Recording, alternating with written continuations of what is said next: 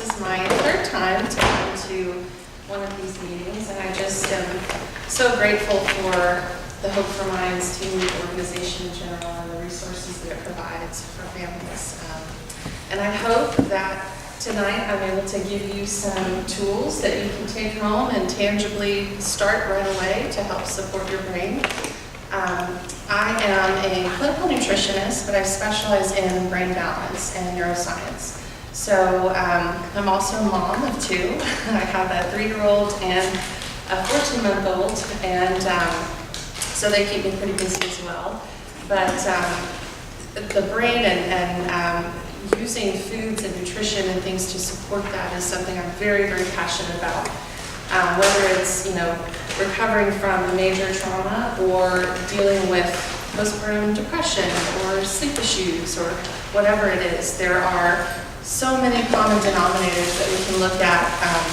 And I sort of take kind of a functional nutrition approach for that. Some familiar faces here of folks that we work together. So any questions before we get started? Anybody? Gonna dive right in. So when I was thinking tonight about kind of what we want to talk about, there's so much. Have any of you worked with a nutritionist personally? Yeah, okay, great. So nutrition is such a broad topic. We think about what foods that we eat, but we also think about how can we sort of turn on communication in the body biochemically to get things talking and sort of connect the brain and the gut. It's something that I think is very, very critical, especially for recovery after trauma. So there's sort of 4 basic steps that I feel are really, really key here. So we want to first and foremost try to remove some of the triggers. Obviously, after a traumatic incident, there are different inflammatory markers that are present and are going to be hanging around for a little while. So what can we do to sort of help the body metabolize and clear those things so that we can move toward recovery? That's removed. Then we want to restore communication, and communication especially between the gut and the brain. So it's been said that the gut is kind of the second brain, which is really very true because there are so many receptors in the gut. You have, for example, about 90% of your serotonin receptors, which serotonin being the calming neurotransmitter, that's in the gut. 90% of it's in the gut. So a lot of my clients that might have sleep issues or anxiety disorders, a lot of times we find that it's really, something's going on in their GI tract. They're sensitive to something they're eating. They've got some toxins they were exposed to that's actually parked on that serotonin receptor, and that's why they're not getting that calming effect. So there is a huge connection between the gut and the brain, especially when there's a situation of inflammation. So we also want to rest the nervous system. Trauma is extremely excitatory to the nerves and body overall.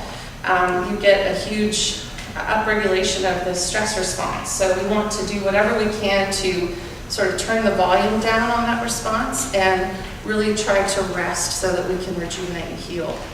And then the 4th thing, of course, is to digest and absorb our nutrients. We'll talk a little bit more about that, but inflammation can really wreak havoc on your ability to absorb your nutrients as well. So, yeah.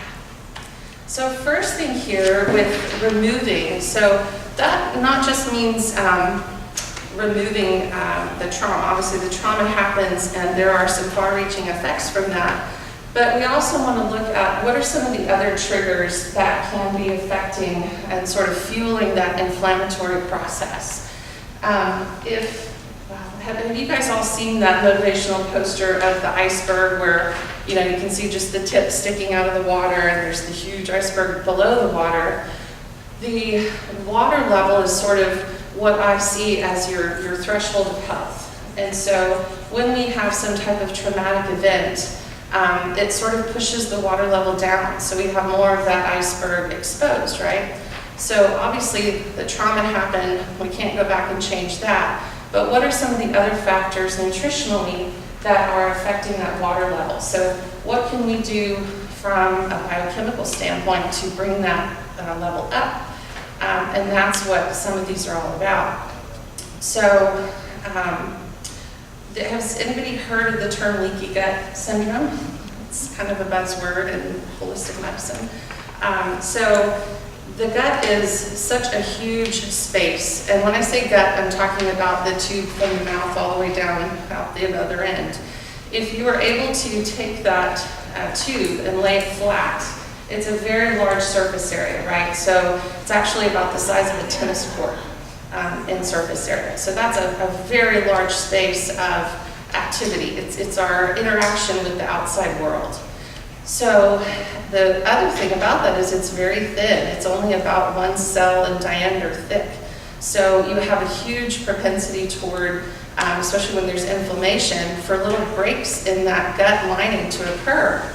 And that's a problem because the epithelial tissue that makes up the gut lining is the same tissue that makes up the blood-brain barrier, which is the covering for the brain and protecting our brain.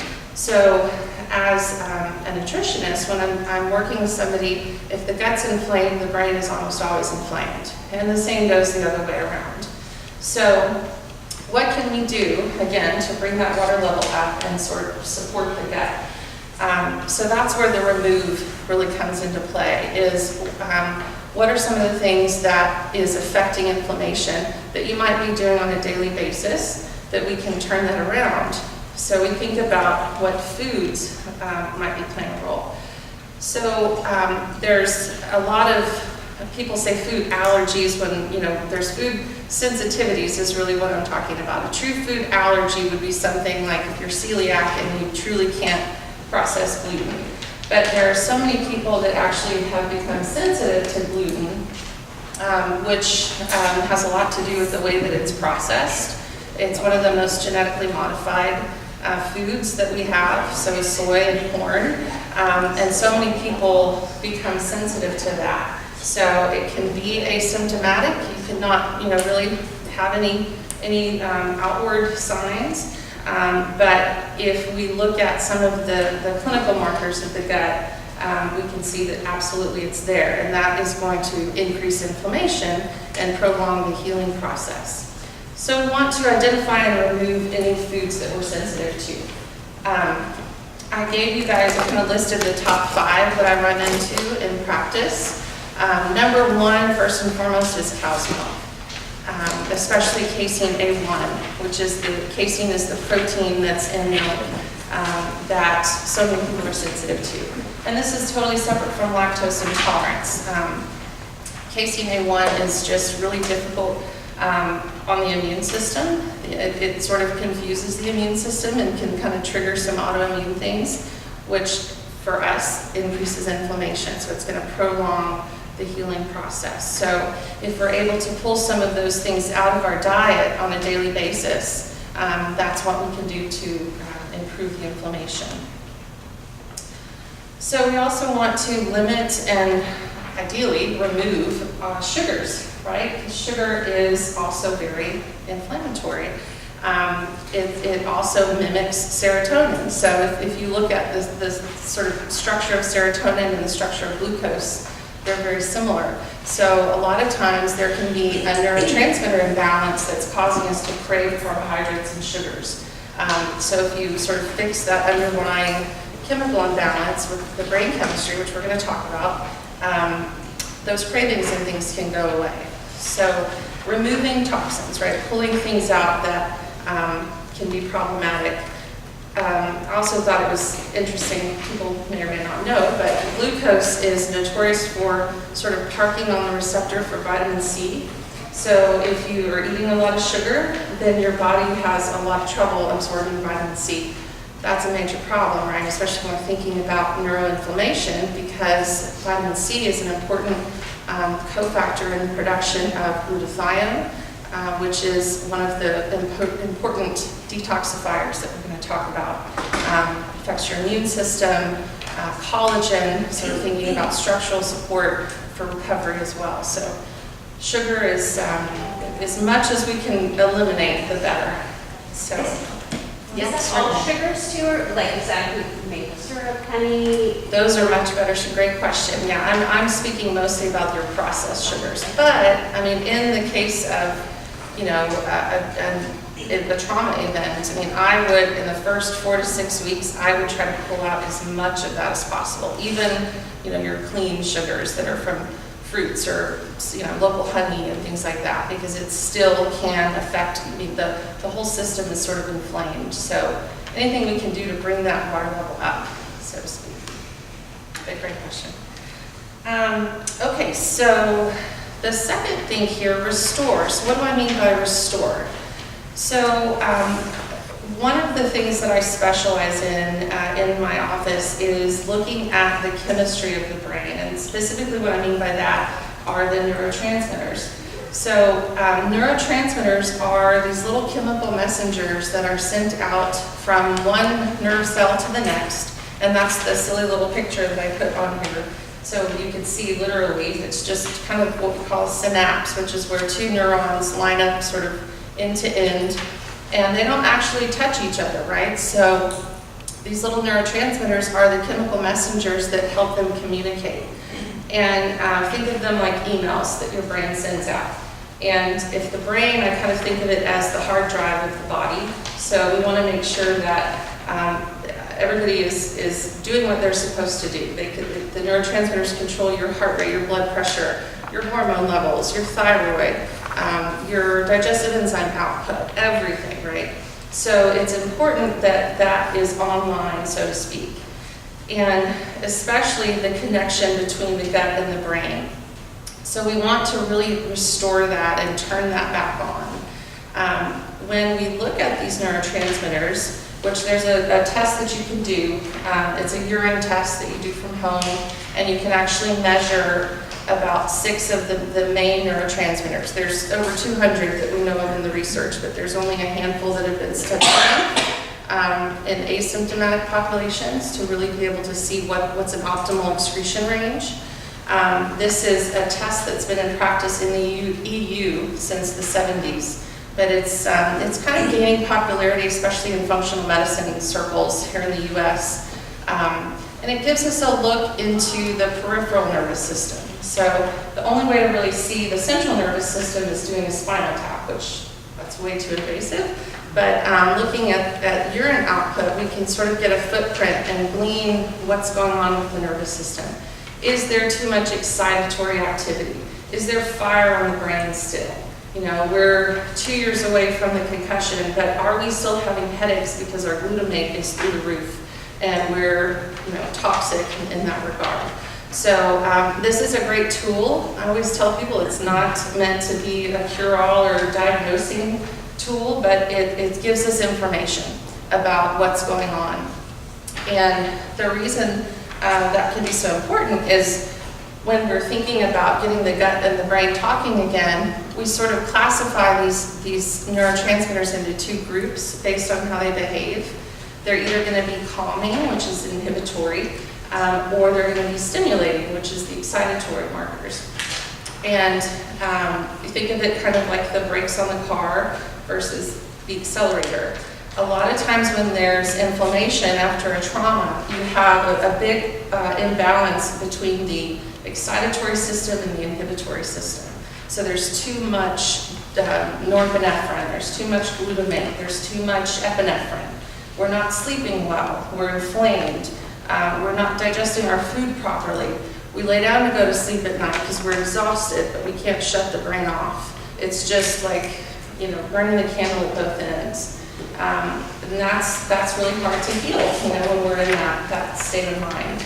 So that's where the restoration, like I said, this is one of many tools, but to sort of use that neurotransmitter testing to get that communication back in line. Then the next one here, of course, is resting the nervous system. That's critical. I always say sleep is non-negotiable. If someone is not sleeping, that's absolutely the first thing that I try to address before anything else. Because when you sleep, that's when your adrenals heal, when your immune system recharges.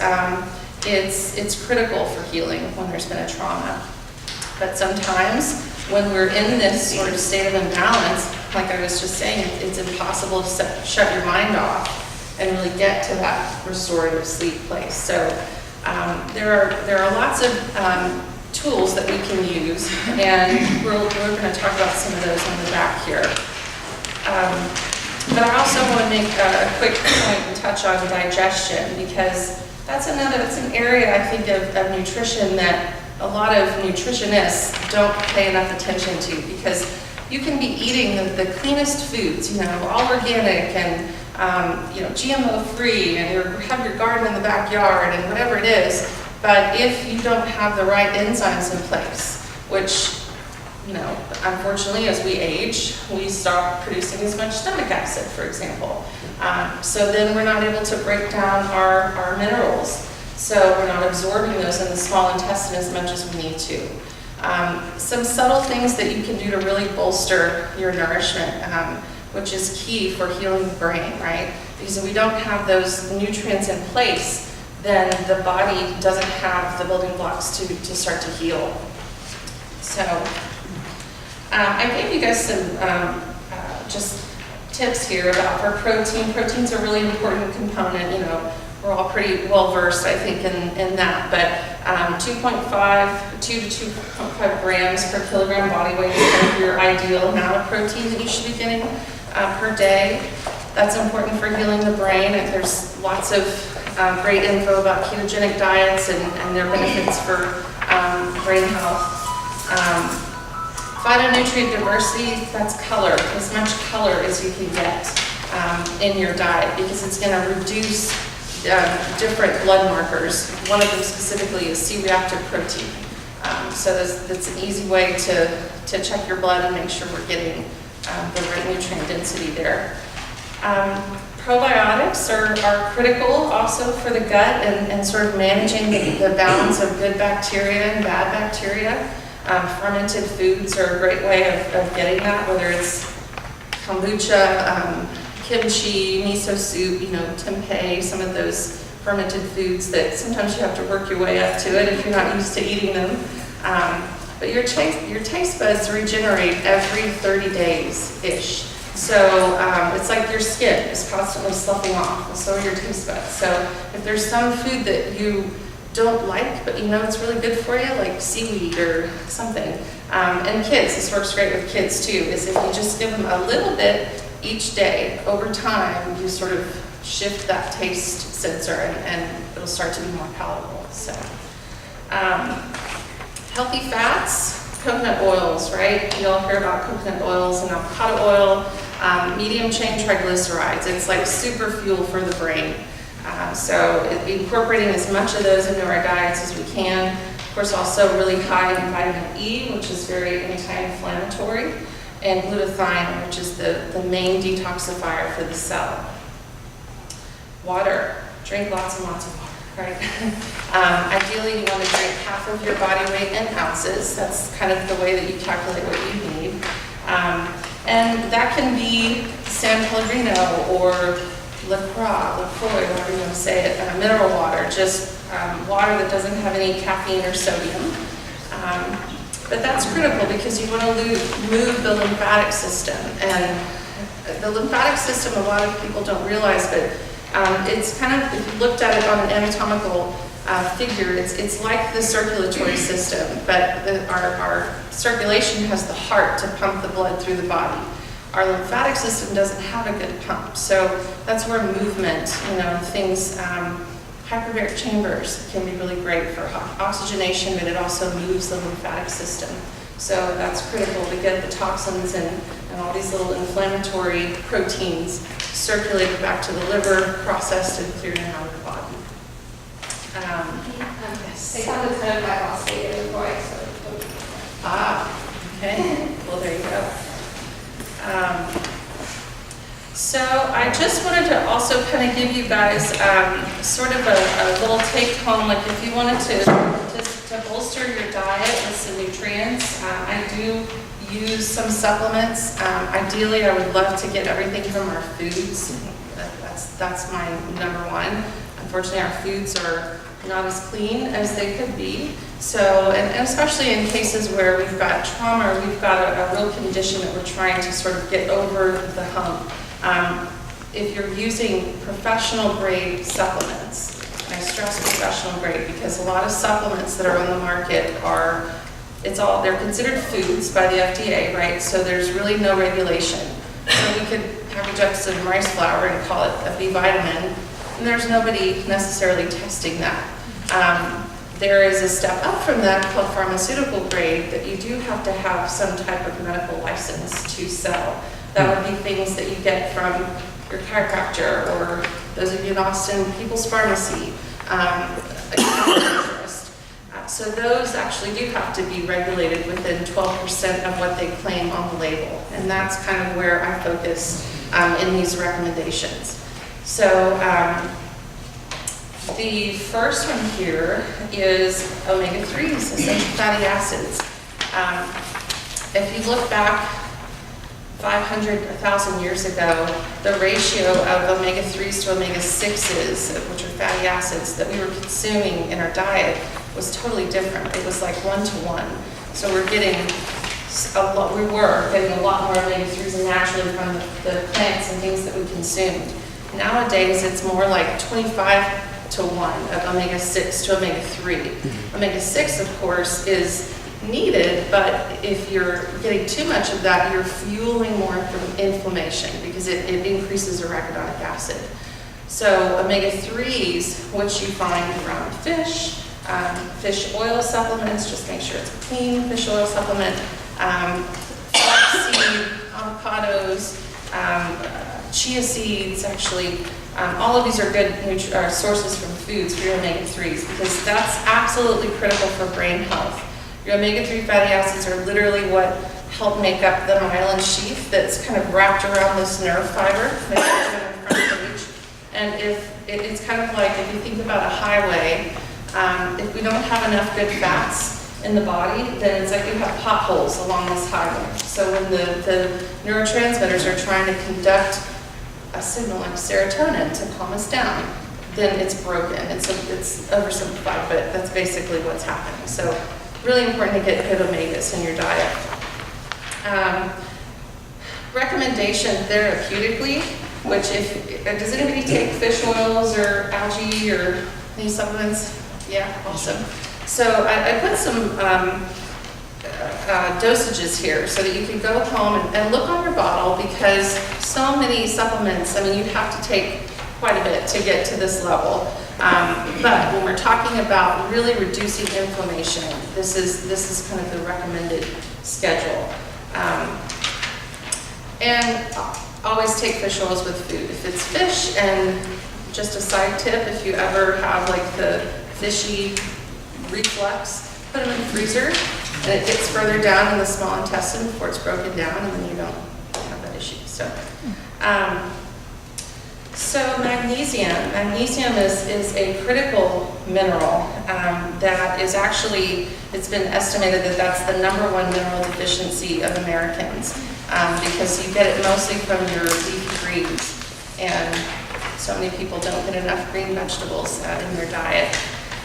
But it's critical for brain health because not just for your brain, but it fuels over 350 different reactions in the body.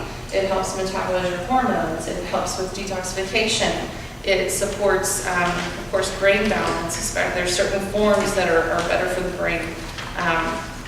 But it's really, really effective against reducing glutamate as well. So that's one of the biggest markers that I'm looking at when we do a urine neurotransmitter test is we can measure a person's glutamate. And if glutamate is too high, remember, it's fire on the brain. So magnesium is one of the best nutrients that we can use, non-medicinal, to help combat that high glutamate and really turn down the volume of that inflammation.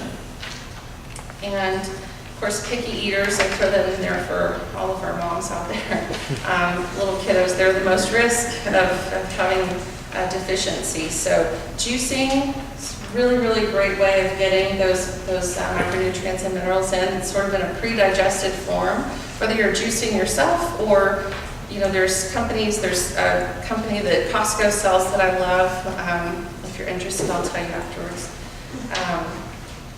So glutathione, how many of you have heard of glutathione before tonight? And talked about it. Okay, awesome. So glutathione, huge powerhouse detoxifier of the cell. And when we're thinking about clearing inflammation, I keep coming back to that, but that's after a trauma. We've got all of these oxidative stress and cytokines and things that are floating around that we've got to break down and get out. Glutathione is critical for that. So there are oral forms, however, topical and liposomal forms I find are much better absorbed. There's a couple of really great brands I'm happy to share just from experience of what's effective. But that's also great if we can't swallow capsules, or if we're on a tube, or you can just rub some on. I've used it with my kiddos for fevers, actually, before we go to the Motrin and stuff like that.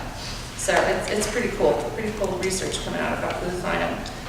Curcumin, of course, that's the active ingredient in turmeric. So cook with it, get a good quality, but put as much as you can incorporate onto your food. Therapeutically, when we're really trying to use it to support one of the healing pathways, you have to get a pretty high dose, which is the 750 to 1,000 milligrams, and make sure that it's standardized to 90 to 95% on the bottle, so you get that active ingredient. But I just listed here kind of how it actually works for the therapist or physicians in the room on reducing that inflammation. Vitamin D, D3 specifically, really important. I'm hearing a lot about that in the press. It's a fat-soluble vitamin, so you have to monitor it in the blood. You don't want to just take really high amounts of D3. You want to have that checked every 3 or 4 months. But it's really, really critical for the gut. And remember talking about the big surface area of the gut. D3 is actually one of the nutrients that keeps what we call the tight junctions cemented. The tight junctions are the little cells of the gut lining that keep it together. So if you're deficient in D3, your gut's going to be more permeable. If the gut is leaky, right, the blood-brain barrier can also be leaky as well. So vitamin D3 is great for addressing that. And you can order that in blood. Just ask your doctor to check that. And it's asymptomatic, so if you're deficient, it's one of those things that you wouldn't know unless you checked it. So, methylated B vitamins. B vitamins in general are super important, not just for the brain, but for your adrenals, your immune system. It fuels, again, so much of the energy production in the cells, which we need to heal and recuperate. And then the last one here, so if I was actually asked to speak about neurotransmitter testing specifically, that had been coming up in some of the groups. So, and I wanted to kind of give you an overview of that, but it plays a role globally in the gut. But if we do find that there are some deficiencies in neurotransmitters, there are amino acids that we can use to target whatever was low. So we can really sort of customize a protocol to help sort of support whatever was imbalanced in the person. So any questions, thoughts, comments? I'm trying to do a lot better for years. And I do all of these things every day. Yay. They work. Yay. So it's good to see you. You said some magnesium, Yes, sir. says fuels over 300 enzymatic, okay? Yes, sir. Okay. That means, so it's used as a cofactor in your cells to make different proteins and hormones. And so if you're not getting enough from your diet, then it might affect your ability to make testosterone or to make enough hydrochloric acid in your stomach to be able to break down your proteins. And then we use our muscle. So it's kind of a chain reaction. Yeah, great question. Do you do the neurotransmitter testing? I do. I mean, there's a lab that I use. There's several labs in the U.S.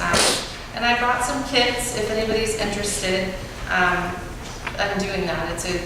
it's a urine test. We can talk about it afterwards, but yeah. Yes, ma'am. Should you work in conjunction with a dietitian if you really wanted to go into looking hard on these aspects? Because the average person may not know where to begin. Do I take Sure. tablets of this and that and everything? Right, I think absolutely. I think collaborating with a practitioner is always recommended, especially when it comes to taking supplements. Yeah, because, and that raises a good point, if there's medications that we're taking as well. I purposely left off anything that would be contraindicated with medications, but you raised a good point. It's always nice to have someone to work with you so we can see kind of specifically for you, what kind of trauma did you experience? When was it? How are you sleeping? What other medications are you on? You know, it's complex, right? And we're all biochemically different and individual, so it's good to have someone to kind of coach you through that. What's the difference between a dietitian and a nutritionist? That's a great question too. So there's lots of folks that call themselves nutritionists these days. Are you a dietitian as well, or are there any dietitians here tonight?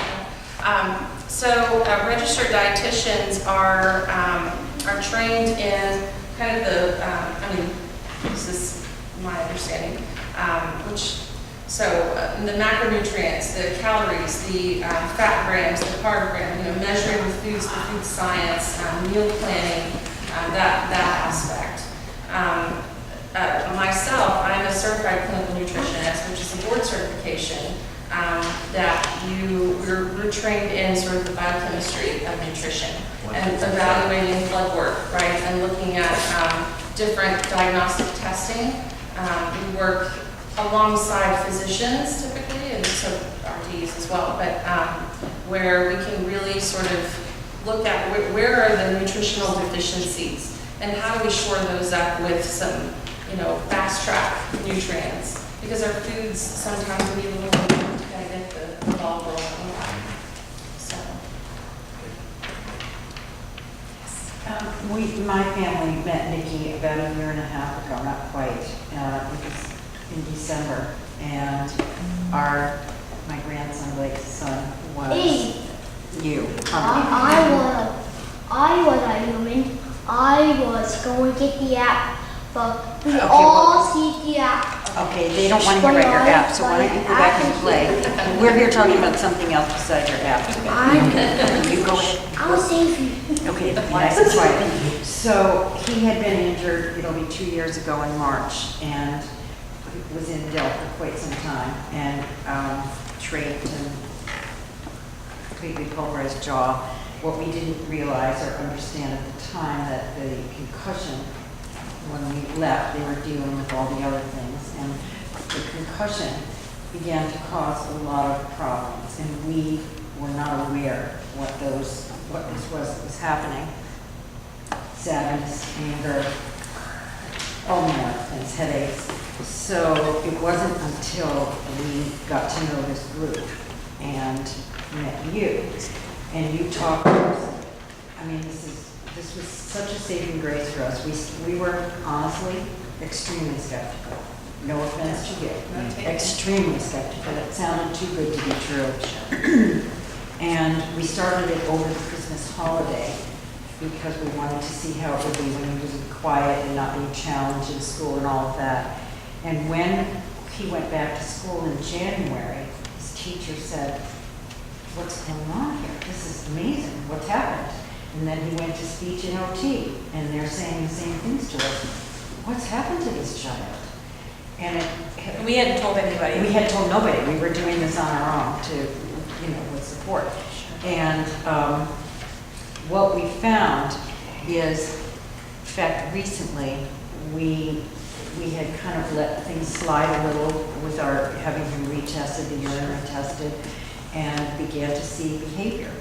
And sure enough, his levels were way off. And so we can only speak to our child, but the results of what has happened for him are absolutely remarkable. He's in a regular kindergarten class, about to go into first grade. Those things would never have happened with the child that we were having to deal with. It was problems with school and behavior. I mean, it's quite remarkable to us what has happened. Well, So kudos to thank you you. guys. Well, you're welcome. You did the heavy lifting, you know? I mean, it's, Well, and it continues. I mean, it's not a panacea. It's, you have to keep at it. right. And because we have a eater, things have to be disguised in food. I mean, Blake gets an addition at how to hide things, and so you're at it all the time. You can't let down your guard. And as soon as we see behavior that we know, all right, this is telling us things are off. Right. And sure enough, they were quite off this time. Plus learning about the egg and dairy. He had a sensitivity to all dairy, all kinds of eggs. Right. and one of So the it meant that he what wasn't he was absorbing. getting wasn't being absorbed properly. Right. But we learned all that from nutrition. Yeah. Cycle, right. Yep. Thank you for sharing that. I mean, it's so great to have some data to go on, you know? It's like that's one of the differences is the neurotransmitter test specifically. It's nice to be able to say, okay, you know, here's where we need to focus our efforts. And the body is such an amazing machine, you guys, that when you put the right nutrients in the right concentration, things turn back on, you know, hormones start talking, the brain starts talking to the gut, things start to heal. We're designed to heal. So I think it's just about being mindful and smart about, you know, knowing where your deficiencies are. And I'm so happy to see how great he's doing. It's just, it's an honor to have been a part of that. Thank you. Thank It's you. made a remarkable change. And how many people have But we yeah, I recommended mean, to I so do, many I friends? tell everybody about it. His speech teacher had done the same. Yeah. So She saw the difference, Yeah. speech therapist. He's recommended it so many times. And it's not inexpensive. That's the downside. It's not covered by insurance. Would that it were, it would make a huge difference, but you somehow make it happen.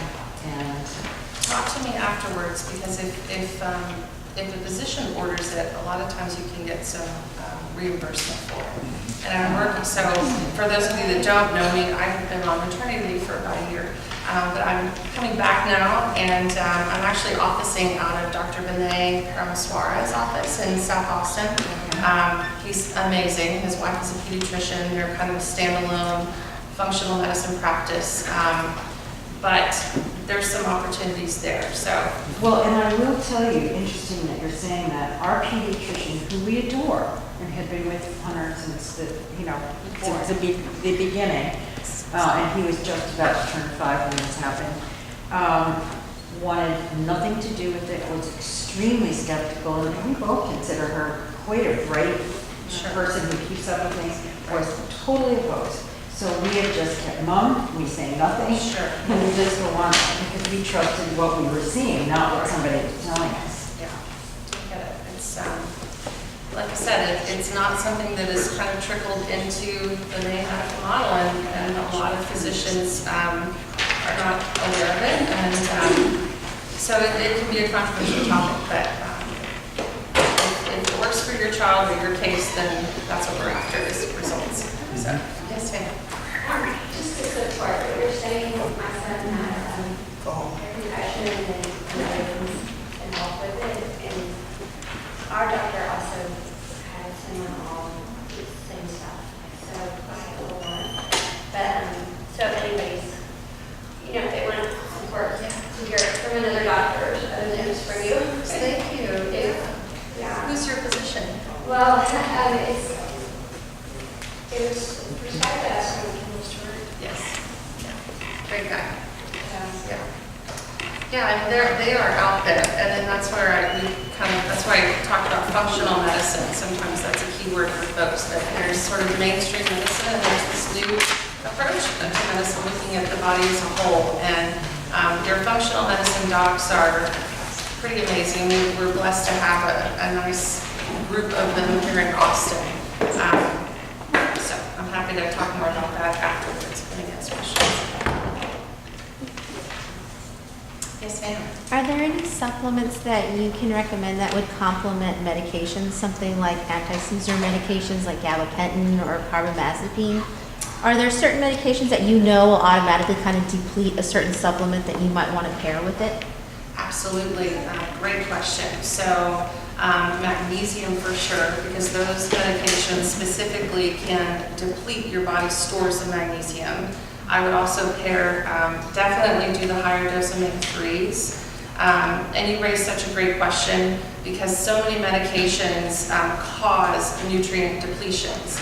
And unfortunately, people aren't told about this until it becomes, you hear about the leg cramps with your statins and stuff like that. But, the way that some of these medications are metabolized, and they're great. I'm not saying, my husband's a pharmacist, I'm not against medications, but let's be smart about it, and let's pair that. So omega-3s, CoQ10 is something else I would do alongside that. Magnesium, I would also probably do some N-acetylcysteine, which is kind of for liver support. It's another pathway for supporting glutathione, but it just kind of helps support that phase 2 liver detoxification, which is where your medicines are metabolized, right? And the body sort of takes the drug, converts it to an intermediate through phase 1, and a lot of times we don't have enough enzymes there to convert that to the final product, and so it's metabolized properly. So N-acetylcysteine is something that will help that phase 2 liver detox. Do you have much like colloidal silver or any? Yeah, good question. I haven't personally, other than I know be careful the source that you get it from. I have a colleague that actually I haven't spoken to in a while, but she used to make her own colloidal silver, and there's ways that you can do it, but I just remember she was saying, be very careful the source that you get it from. But I think there's some really cool studies about that have come out. So It's really, I know it's like if I'm sick or okay, silver into it, Right. like, I can walk faster. right, because it's shifting pH and oxygenation in the blood. It's pretty cool. Yeah. What did you call it? It's colloidal silver. Because Colloidal. there's like actually a nasal one, it's really good for people with brain injuries, so that it's like for your olfactory system around. I think it's RNA. What is that here? RNA nutraceuticals. Yeah, I think that's something. Okay. Anyways, that's correct. I'm pretty sure. So colloidal, COLLOIDAL, and then silver.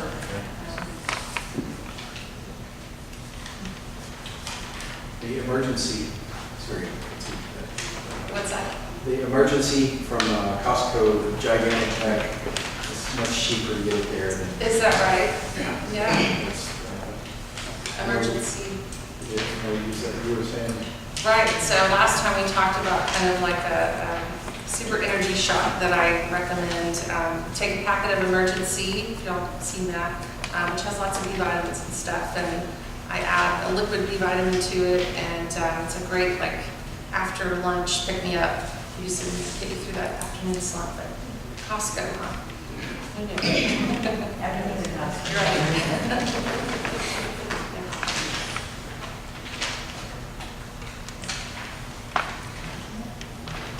Is something like a lactate or like enzymes allow you to eat dairy, or is it still like?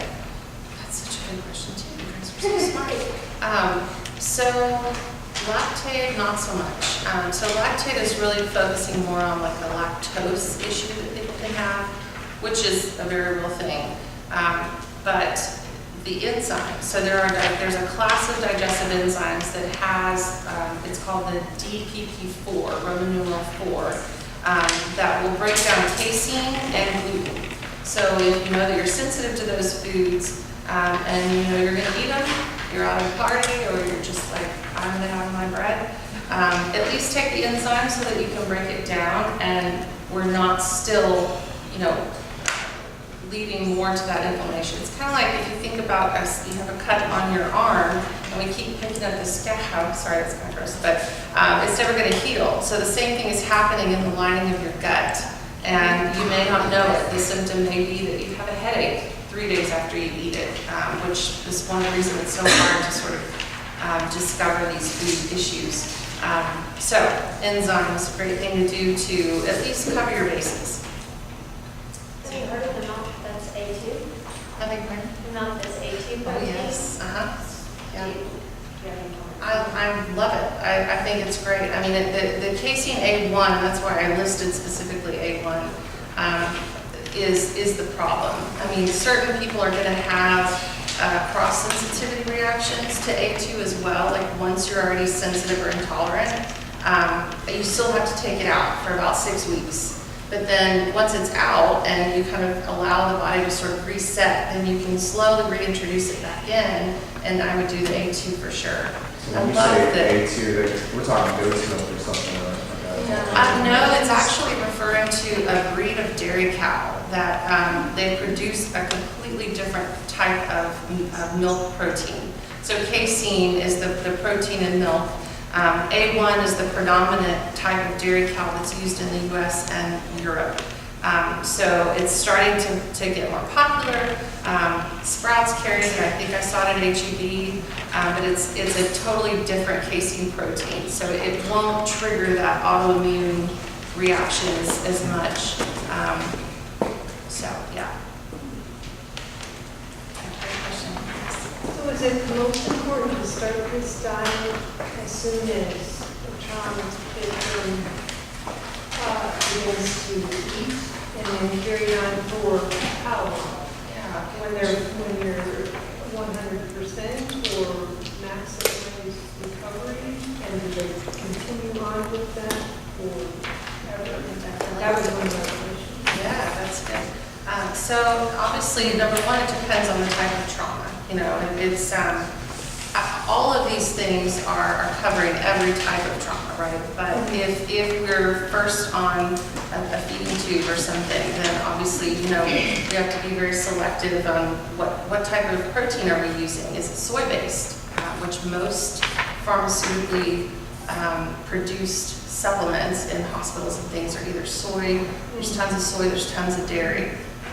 That's one of my biggest pet peeves, and I wish somebody would create a cleaner version of that. But we can only do what we can do, right? So once you get to the point where you are in control of what you're taking in, then yes, eliminating as much of the sugar. A lot of our kiddos, I mean, they're drinking so much cow's milk because they're told you need that for the calcium. I humbly disagree. And there are much better ways of getting calcium. So yes, pulling it out, at least I would say, if it was a very severe injury, I would say at least for a year. I know that seems like an eternity, but I mean, it takes a while for things to heal. And that's where working with someone like a dietitian or a nutritionist that can really guide you through, well, what am I going to do if I can't, you know, do milk? Well, there's alternatives, there's replacements, there's almond milks, there's, you know, we can work around it, but you've got to give the body space and time to heal. And then long term, yeah, I don't think anybody does great on casein A1 or gluten. It's so genetically modified and processed, and not to mention irradiated, full of toxins and things. Even your organic stuff, I mean, that's definitely cleaner, but it's full of lectins. Have you guys heard about the plant paradox? It's kind of like the fad diet of things right now, but it's all about lectins. And lectins are proteins that are in certain vegetables that's kind of like their defense mechanism. This is why wheat belly was so popular for a while. It's all about the lectin content that's in wheat. So Google it. It's really interesting stuff because it's tomatoes, cucumbers, squash. These are all high lectin foods, and there is more and more data coming out that's showing lectins also sort of mess with the body's immune system. And talking about that gut-brain connection again, so we're putting something in that's activating the immune system, and you know, it might be tomatoes, right? So we think we're doing good, but if we're already inflamed, we're already in that leaky gut state, and we eat something like that, then it kind of triggers a chain reaction. So it sounds like the sky is falling. It's not, you can work through this, there's hope. There's a lot lot to think about, right? I mean, there's a lot that we're not told, and that's what I'm so passionate about, is educating on that, so.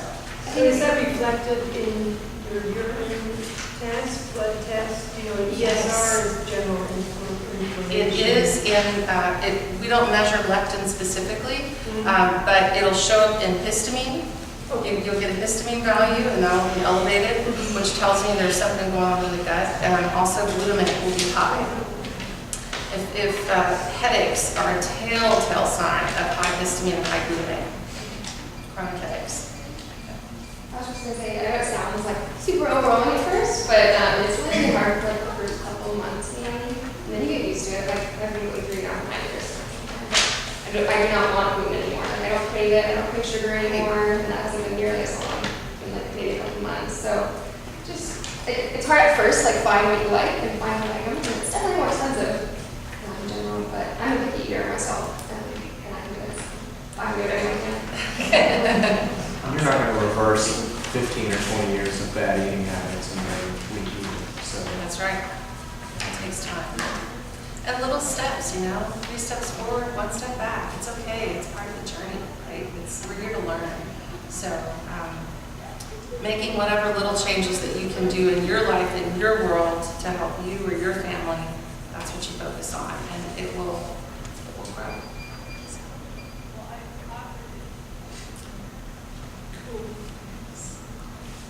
Have they done studies on, for instance, migraine sufferers, when you mentioned chronic headaches, or MS patients with that, just specific diseases, and then focusing on Magnesium and oh yes. Dietary changes, yes, tons of research about that. The lectin. So have you heard about the blood type diet? It was like really popular 10, 15 years ago. So it's based on lectins, right? So your blood type, everybody has a different blood type, and there's some information, and I've used it. I find it's really effective in my folks with chronic allergies, especially like environmental allergies, cedar in Austin. But it's based on the idea that different blood types are metabolizing lectins differently. So there's lots of studies about that specifically, and how it relates to migraines. Lots of data about magnesium, glutamate. It's there. It's just not, there's not a pharmaceutical that we're getting, so we're not told about it and marketed to. They want to make That's a money, whole other so conversation, money. right? It is, yeah. But it's so, hurting so many people that you would think, they pursue that, those studies. Well, and that's where, exactly. But to get a study funded, you look at this funding, the big studies, it's big pharma. Research is, it's always under. dairy farmers. But juicing, U.S. Department of Agriculture. Why are they setting our food pyramid? Makes you wonder, right? So juicing, such a great way. I'll just tell you, the Daily Greens makes a juice and they sell it. It's much cheaper at Costco. I tell folks, even if you do nothing else for your health, start drinking a bottle of this juice every day because it will give you the pre-digested minerals and micronutrients that we need to. It's like 1 bottle is the equivalent of 7 pounds of fruits and mostly vegetables in 1 bottle. So you're getting the juice of that, not the pulp and the fiber and all that. You still need to get fiber, but that's a pretty big deal, right? I mean, that's getting those micronutrients to sort of turn on those pathways and getting things back communicating.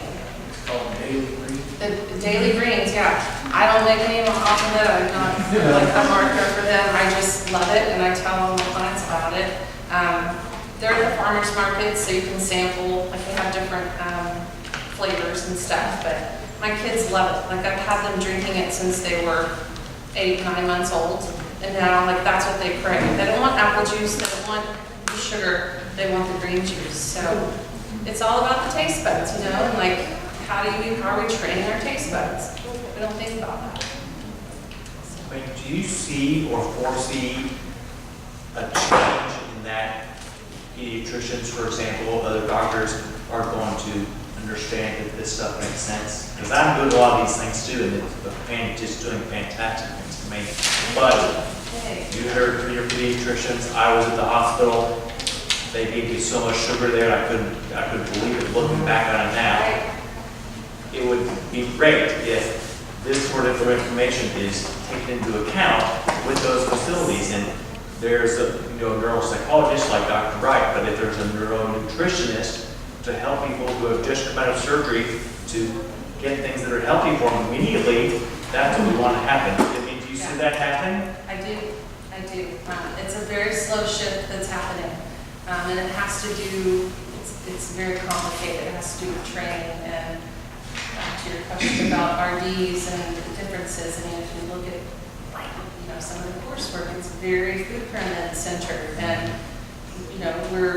and I'm not saying that they're bad, or I'm not against RDs by any means, but I'm just saying there has to be some shift in the education aspect of, and that's what I love about functional medicine. If you Google the Institute of Functional Medicine, there is a movement, a philosophical movement amongst physicians that are realizing, hey, I've been treating all these people for all these years with, high blood pressure, trauma, concussions, neurologists, every field of medicine, and we're missing the boat somewhere, guys, and then, so I think it's coming, but people have to take responsibility and be your own health advocate. That's key. You have to be empowered, and that's what I'm all about, is just trying to educate my clients and help them know the right questions to ask their doctor. And when they're met with the, well, I'm not so sure about that. Okay, well, have you looked at this study that just came out in 2019, And of course, they don't have the time, they're so pressured with insurance and seeing so many patients in I mean, the medical community is so into, here's your problem, here's the medicine for it. Here's your problem, here's the medicine for it. Here's the medicine for your medicine. And then all of a sudden you're taking 6 prescripts and not getting any better. Well, It's I very think a lot of diseased. that is because many patients, that's what they want, just give me a pill. Yeah. And they don't want to explore other options. To put the work into it, like you said. Exactly. Yeah, just go, please give me a pill to make this better. Yeah. And that's what they want to hear. And that's okay. There's no work in taking a pill. Yeah, exactly. Right. You don't have to stop the things that you've convinced yourself to do. But what I feel like I'm seeing a shift, though. I mean, there's more people like us that are waking up, right, and going, hey, wait a minute, I want to be on this medication for the next 50 years, whatever it is. Or, hey, wow, I took out gluten because that crazy lady at the support group said for 2 weeks, and my headaches went away. I feel different. I'm not depressed, It's powerful. Nutrition is powerful. Yeah, please. One thing that nutritionally I noticed some headaches and others doing studies on it is there's lots of it's where is But you had told us when you spoke to us, weren't you here a couple of months ago? And you had told us about your headaches, how you were having that horrible. aspartame. Aspartame. Yeah, there's a really big aspartame. Yeah. It's an endocrine disruptor, a known endocrine disruptor. There's a really crazy story behind that. The pharmaceutical industry would not pick it up as, it was originally intended to be a drug, and they would not allow it. There were so many clinical trials, they were going south. Lots of, avoided. Aspartame. Oh, yeah. And, yeah. A question. Yes, ma'am. So, big believer in magnesium, but the type that does cross the blood-brain barrier, is there any way around the $100 bottle? What brand are you using right now? It's the one that I get at a compounding pharmacy. It's kind of like in a little container. It works Is it amazing. IMAG-T? Is it a powder or Might is it be. a capsule? It might be that From one. Safer Sciences? I can't picture it right now, but I'm pretty sure it's IMAG-T. Okay, so IMAG-T is a combination of the magnesium threonate that you're talking about. So magnesium threonate is a form of magnesium that crosses the blood-brain barrier. It's the only type that will. But that's got inositol in it as well, which is really calming for the brain. But Life Extension actually makes a magnesium threonate I mean, that's, just popped in my head, but I think pure encapsulations make some magnesium threonate as well. They're more cost effective. Zymogen, Energistics, like there's several ones that do, but I think email me. I'm happy to share the links with you for What's the those. alternative that you suggested? What's that? The alternative that you suggested? Oh, and magnesium threonate? Yeah. It's, what's the alternative? Yeah, or not the. It's pure encapsulations. Oh, here's the brand. Sorry, the name, Pure yeah. encapsulations, life extension. And there shouldn't be any reason why, if they come in capsules, we just can't, like for younger ones, we couldn't just open them, right? Absolutely. Yeah, I do it all the time. Work with lots of kids and, yeah. You have to mask the flavor sometimes a little differently. But yeah. Do you have cards or are you going to? I do have some cards, yeah. I'm happy, I will leave these up there and, it's still the same contact that you have, but my office changed. Oh, thank you, sure.